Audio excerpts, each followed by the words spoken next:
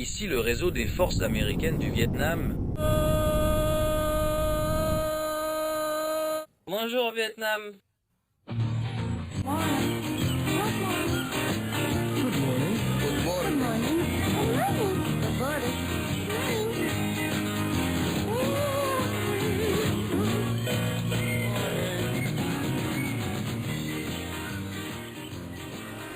Mars 1965.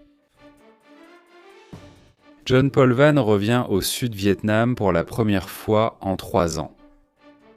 La dernière fois que Vann était là, c'était dans le cadre du MACV américain, commandé par le prédécesseur de Westmoreland, le général Paul Harkins. En s'impliquant à tous les niveaux sur le terrain au Sud-Vietnam, Vann a rapidement découvert de nombreuses vérités, principalement le manque de volonté des Sud-Vietnamiens à combattre leurs ennemis. Les Rangers sud-vietnamiens étaient d'excellents soldats, mais pour le soldat ordinaire, ils n'avaient pas l'esprit qu'ils auraient dû avoir. Et quand leur pays était envahi par le Nord, je pense qu'ils auraient dû se battre plus fort. En étant témoin de la corruption du gouvernement Diem et de l'impasse militaire contre le Viet Cong, Vann se donne pour mission de transmettre la vérité sur le Vietnam à ses supérieurs et l'incompétence affichée lors de la bataille d'Ap Bac. De retour en Amérique en avril 1963, le dernier rapport de Vann en tant que conseiller principal. Il utilise des statistiques incontestables pour montrer que le nombre de soldats ennemis tués était en réalité inférieur de 2/3 à la réalité, le MACV comptant les civils tués comme des soldats ennemis. N'ayant pas pu obtenir de tribune à Washington pour exprimer ses préoccupations et se sentant dans une impasse, John Paul Vann a quitté l'armée en juillet 1963. Son courage à parler aux médias, en particulier au journaliste du New York Times David Halberstam, a attiré l'attention sur les insuffisances du gouvernement dans la guerre du Vietnam. Aujourd'hui, Vann est toujours déterminé à améliorer la situation au Vietnam, mais cette fois en tant que fonctionnaire de l'Agence pour le développement international, l'agence du gouvernement américain chargée de l'aide civile à l'étranger. Il s'y investira sur le long terme. Le 22 février 1965, le général William C. Westmoreland, commandant le commandement de l'assistance militaire américaine au Vietnam, a demandé l'envoi de 2 bataillons de Marines pour protéger la base aérienne clé de Da Nang contre la menace croissante que faisaient imposer les Viet Cong sur les installations américaines. En réponse, le 8 mars 1965, la 9e brigade expéditionnaire de Marines, la MEB, a débarqué à Da Nang. À la fin du mois de mars, près de 5000 Marines étaient présents à Da Nang, comprenant 2 bataillons d'infanterie, 2 escadrons d'hélicoptères ainsi que des unités de ravitaillement et de logistique. En avril, le gouvernement américain a accepté de déployer encore plus de Marines au Vietnam et d'autoriser ceux présents à Da Nang à participer à des opérations de contre-insurrection. La nouvelle présence du corps des Marines des États-Unis sera forte jusqu'à la fin de la guerre et incroyablement bienvenue pour les Sud-Vietnamiens. Nous sommes le 8 mars 1965 lorsque 3 navires, l'USS Enrico, l'Union et le Vancouver, débarquent la 9e brigade expéditionnaire de Marines à un poste au nord de Da Nang. Lorsque les premiers Marines débarquent sur le sol vietnamien à 8h15 du matin, ils sont en tenue de combat complète et brandissent donc des fusils d'assaut M14.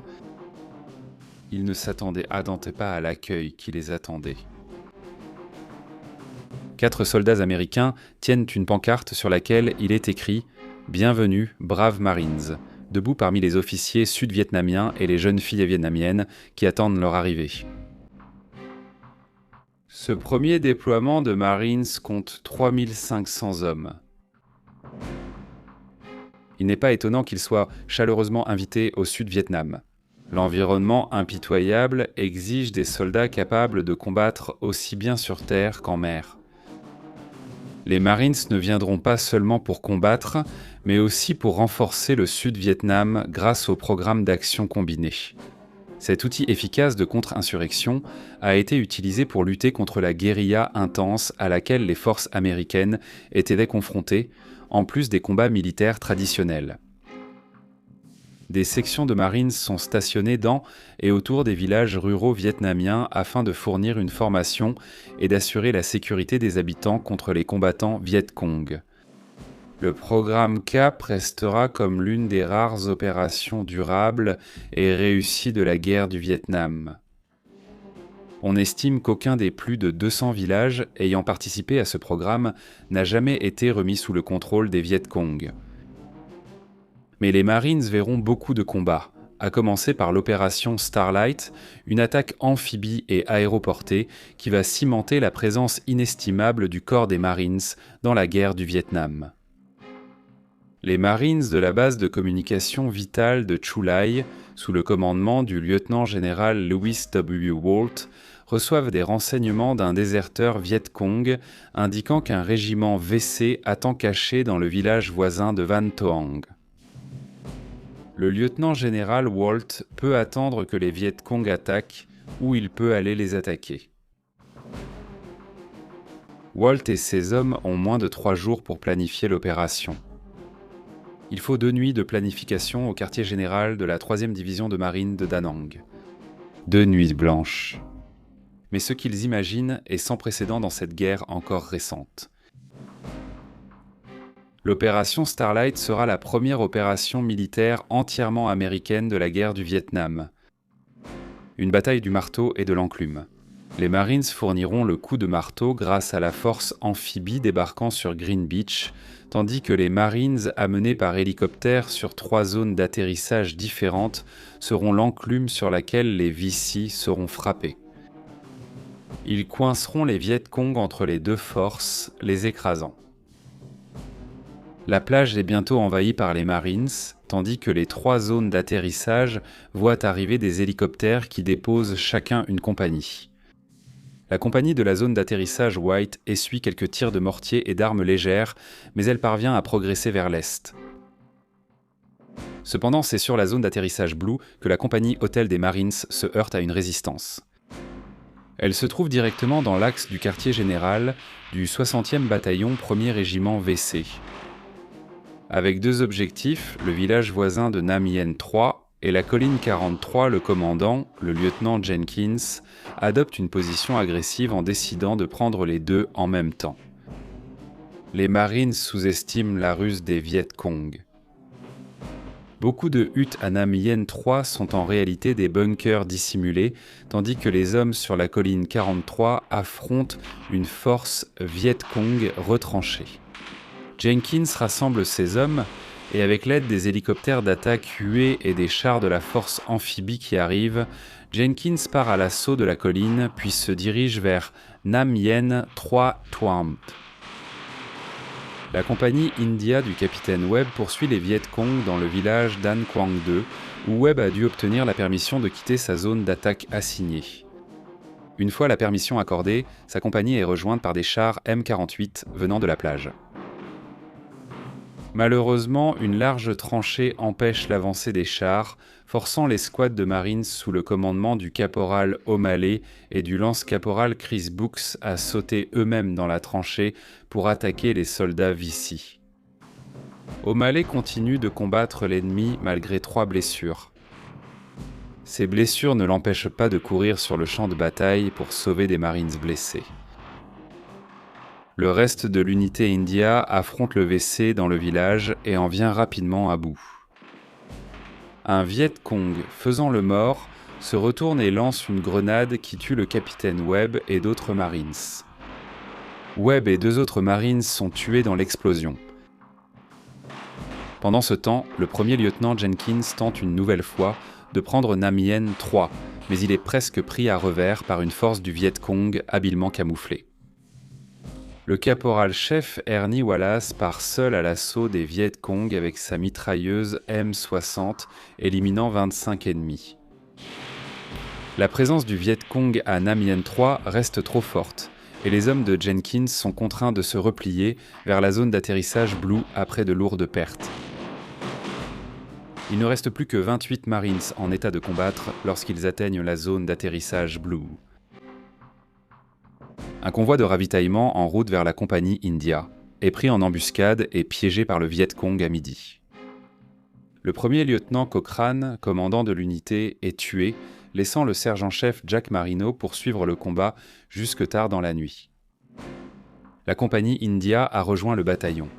Une deuxième colonne envoyée en soutien à celle prise en embuscade est vite repoussée par les tirs ennemis. L'artillerie et le soutien aérien arrivent, y compris des chasseurs FF-4 larguant des bombes à sous-munitions. À la tombée de la nuit, les Marines se préparent dans des positions défensives, attendant que l'ennemi attaque à nouveau. Les Viet Cong, maîtres du terrain, se retirent sous le couvert de l'obscurité, laissant derrière eux plus de 600 morts. Les Marines des États-Unis perdent près de 50 hommes et comptent environ 200 blessés. Deux des leurs, le caporal O'Malley et le caporal-chef Paul, reçoivent la Medal of Honor pour leurs actions. Le président Lyndon B. Johnson remet sa médaille à O'Malley le 6 décembre 1966. La citation d'O'Malley se lit comme suit. Bien qu'il ait été blessé à 3 reprises lors de cette rencontre et qu'il ait fait face à une mort imminente infligée par un ennemi fanatique et déterminé, il a fermement refusé l'évacuation et a continué à couvrir l'embarquement de son escouade dans les hélicoptères. Depuis une position exposée, il a ouvert le feu sur l'ennemi jusqu'à ce que ses hommes blessés soient évacués. Ce n'est qu'à ce moment-là, sa dernière mission accomplie, qu'il s'est permis d'être évacué du champ de bataille. Par sa vaillance, son leadership et ses efforts courageux au service de ses camarades, il a été une source d'inspiration pour tous ceux qui l'ont vu et a fait honneur au corps des Marines et au service naval des États-Unis. Le 7 février 1967, le caporal Joe C. Paul reçoit sa médaille d'honneur à titre posthume. Le caporal Paul, pleinement conscient que ces tactiques entraîneraient en presque certainement de graves blessures ou la mort pour lui-même, a choisi de faire abstraction de sa propre sécurité. Et il s'est courageusement élancé à travers les rizières balayées par le feu, se plaçant entre ses camarades blessés et l'ennemi, et a délivré un tir efficace et de suppression avec son arme automatique afin de détourner l'attaque suffisamment longtemps pour permettre l'évacuation des blessés. Bien qu'il ait été grièvement blessé au cours de la bataille, il est résolument resté dans sa position exposée et a continué à tirer avec son fusil jusqu'à ce qu'il s'effondre et soit évacué. Par sa force d'âme et son esprit de sacrifice héroïque face à une mort presque certaine, il a sauvé la vie de plusieurs de ses camarades Marines. Ses actions héroïques ont inspiré tous ceux qui l'ont vu et font le plus grand honneur à lui-même, au corps des Marines et au service naval des États-Unis. Il a vaillamment donné sa vie pour la cause de la liberté. Merci de votre visionnage. Pour soutenir la création d'autres contenus historiques captivants, aimez, commentez et partagez cette vidéo avec d'autres passionnés d'histoire. Et bien sûr, n'oubliez pas de vous abonner pour continuer à faire vivre l'histoire.